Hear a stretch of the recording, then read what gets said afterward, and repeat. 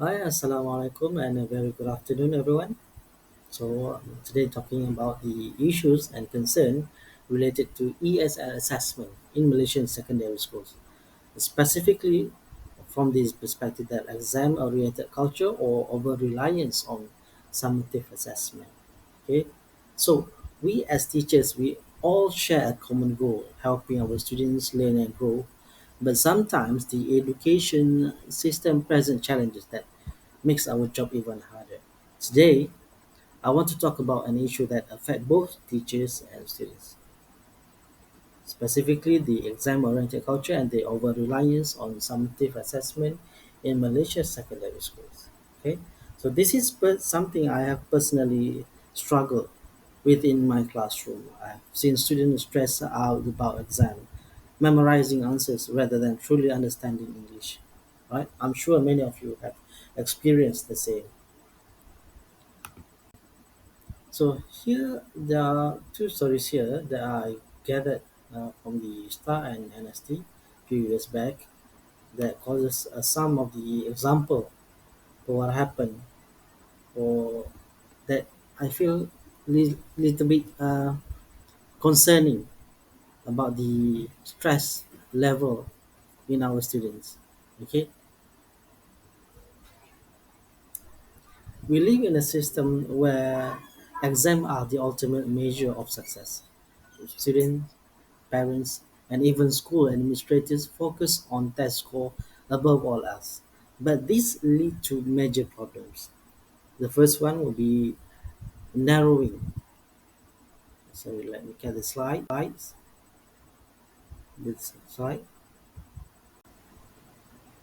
So exam-oriented cultures or over-reliance on summative assessment as that refers to an educational environment where the primary focus is on achieving high score on standardized tests or final examination, often at the expense of broader learning goals.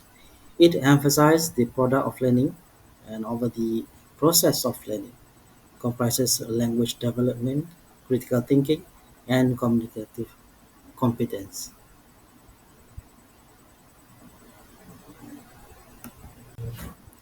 So we live in a system where exams are the ultimate measures of success, where for students, parents, and even school administrators focus on test scores above all else. But this lead to major problems, right? So the first one will be narrowing on the curriculum. We often feel pressured to teach to the test, right?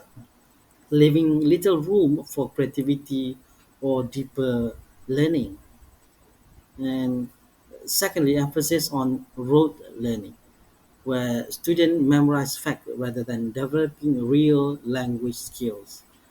Okay, so I'm from the religious school, Arabic religious schools. So my way of learning where I'm brought up is that to memorize everything, right? Even for the Quran, for the Arabic subject, everything is memorized, and on the exam day, just vomit out everything. So number three is increase student anxiety. The stress of high-stake exam can harm student confidence and mental well-being. That is most the obvious reason that cause this kind of problems. But one next point is that to neglect of formative assessment, where the focus is on a summative exam. The formative assessment practices which are crucial for monitoring student progress and providing timely feedback are often neglected. Right? Next will be this distorted view of proficiency. Summative exams often provide a limited and distorted view of student actual English proficiency. A student may perform well on a written exam but struggle with oral communication or vice versa. And for this point, I think the student true ability in English isn't always reflected in an exam score, right? And for the last point will be the impact on teachers' method. Teachers become pressured to focus on test taking strategies and less on creative and engaging way to teach the English language, because we spend more time drilling exam techniques rather than using creative and engaging lesson, right? I'm sure many of you like me have had to rush through syllabus content just to ensure students perform well in exam. But deep down, we know this isn't real education. It's just like a preparation for the test.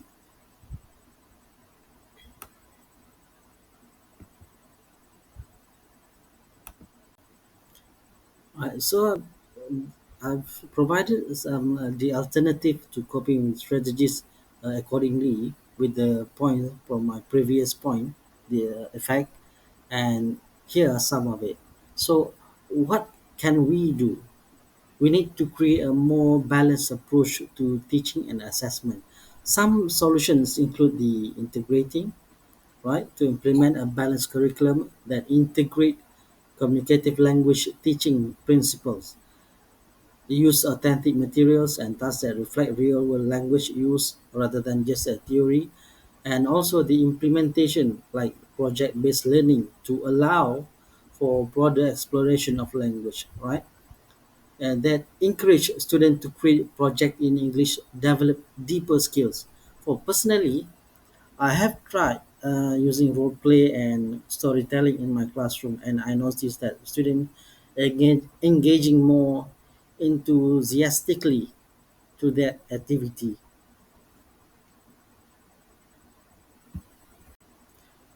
We need to move beyond rote learning. Instead of relying on memorization, we can promote active learning, which is to encourage students to think critically and problem solve in English.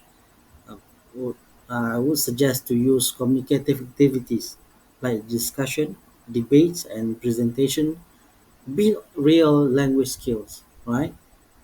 One activity that I've done is asking students to describe their favorite movie scenes. It is a simple task, but it helps them apply vocabulary naturally instead of just memorizing word lists.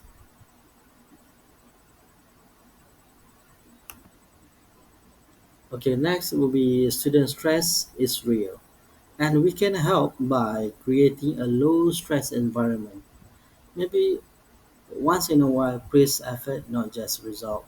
Okay, providing regular feedback so student can track progress and not just final grades. We also can teach them how to manage stress, right?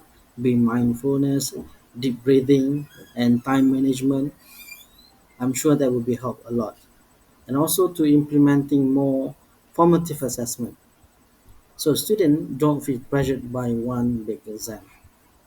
One thing that I've started, sorry, one thing I've started doing is allowing students to do redo assignment for a better grade. Shift their mindset from one shot only to learning is a process. It's okay to make mistake because uh, by making mistake that we learn. That's part of the learning process actually. Another thing that we need to ensure that the formative assessment should be a bigger part of our classroom. Maybe we can utilize some strategies that include regular quizzes, which the student can regard that quiz as a low-stake test that check understanding, or maybe using peer feedback, encouraging students to learn from each other. I think there will be more comfort for them to learn from their friends. Yes, and also self-reflection, teaching students to evaluate their own learning. I've seen students become more responsible for their learning when they assess their own work, and I'm sure that it's empowering them. Right, my next point is about the distorted view of proficiency. The solution is that to use a variety of assessment methods that capture different aspects of language proficiency, which including oral presentation and interviews, And also we can suggest for the performance-based assessment to- that we evaluating real-world language use, and also to have a CEFR descriptors, meaning to refer to the framework about the broader way to assess proficiency. I remember a student who did poorly on a written exam, but spoke fluently in a class discussion. That is when I realized that a single test cannot define a student ability. So I got a class for when previous teachers been retired. I took over the remove class. Yes, remove class. So the proficiency level is quite a big of a gap between them. Some of them from the SJKC and SJKT, and SJKC may focus mainly on the Mandarin speakers, and also the uh, SJKT.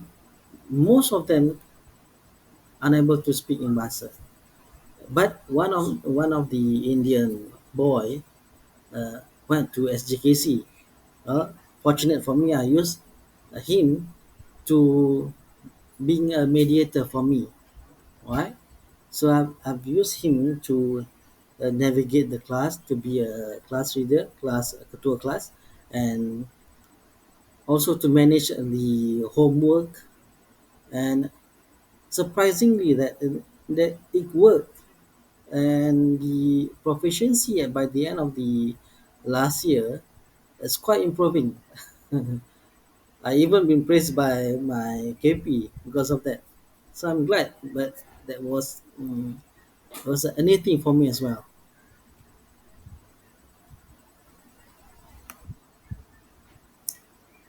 Okay, finally, we as teachers, we need support too, right?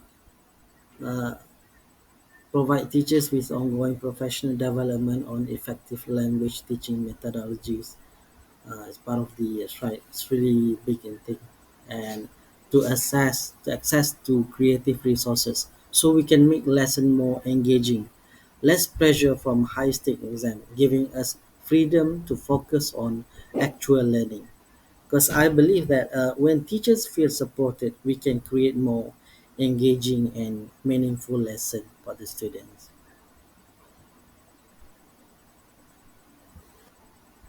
So as we all know that the teachers like me, the COS, contract of service teachers, being granted for contract for 2 years, and we've been jumped into the teaching field first rather than we learn about the word pedagogy. Okay, so we learn as we work on the field. So it's quite a burden for us. And well, I'm lucky to have a colleagues that works very well, help me a lot through the process of learning in schools. And alhamdulillah, I got the very understanding principal, which help me always keep reminding myself that I'm to be grateful for what I have. And yes, learning new things every day. Right. So before I end my presentation, there are something that I want to, for us to be mindful of, that teacher, we as a teacher, the professions that creates all other professions, and also that's here with dear tired teachers. When the expectation begin to feel impossible, remember that because of you, today someone smart, learn something new, became more confident, and felt it. Just don't give up. Yeah. All right. So that will be all from me. Okay. Before I forget, here are some of the references that I've used, including the uh, news excerpt that I've put it on the slides. All right. So that's all. Thank you for listening. Right. Assalamualaikum. Bye bye now.